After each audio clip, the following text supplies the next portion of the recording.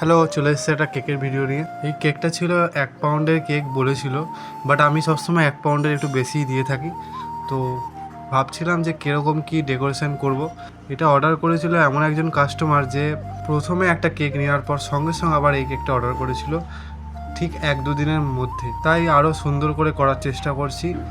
Design বেশি রাখবো না, কারণ ডিজাইনের জন্য এটা তো বার্থডের জন্য করা নয়, এমনি হয়তো সিম্পল কোনো ওকেশানের জন্য এটা সেলিব্রেট করার জন্য হতে পারে, আবার টেস্টের জন্য হতে পারে।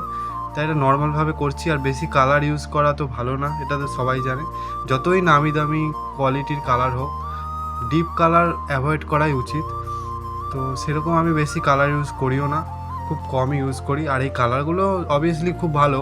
এটা তো সেই কালার নয় যেটা দোকানে পাওয়া যায়, এটা হচ্ছে একদম দামি কালার, যেটা ইউজ করলে কোনো ক্ষতি করবে না।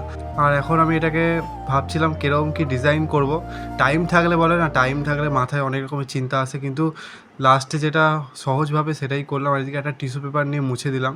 আমি এখানে কাপড়টা কম ইউজ করি, কারণ আমার টিস্যুটা একদম পরিষ্কার থাকে, যেটা আমার করতে বেশি ভালো লাগে। পরিষ্কার পরিচ্ছন্নভাবে করাটাই বেস্ট। আর এদিকে এখন 4টে ফুল বানিয়ে দিলাম। 195 নম্বর নজেল দিয়ে এখন আমি উপরে আরও কটা ফুল বানিয়ে দিলাম। আর সবথেকে ভালো হচ্ছে নজেল এইটাই, যেটা দিয়ে সিম্পলের মধ্যে খুব সুন্দর একটা কাজ করা হয়। তারপর একটা বাটারফ্লাই দিয়ে দিলাম, দেন কটা সুগার বলস দিয়ে দিলাম সাদা, তার সাথে সিলভার কালারের দিয়ে দিলাম। দেন কেকটা একদম ফাইনাল লুক। আর কেমন লাগছে কেকটা জানাতে ভুলবেন না। তার সাথে কিছু একটু স্প্রে করে দিলাম, যাতে একটু সুন্দর দেখতেও তো লাগার দরকার, তাই একটু স্প্রে করে দিলাম। আর চলুন ভিডিওটা এখানেই শেষ করছি, দেখা হবে একটা পরবর্তী ভিডিওতে। আর ভিডিওটা ভালো লাগলে লাইক করবেন। তো দেখা হচ্ছে নেক্সট ভিডিও, ততক্ষণের জন্য বাই বাই।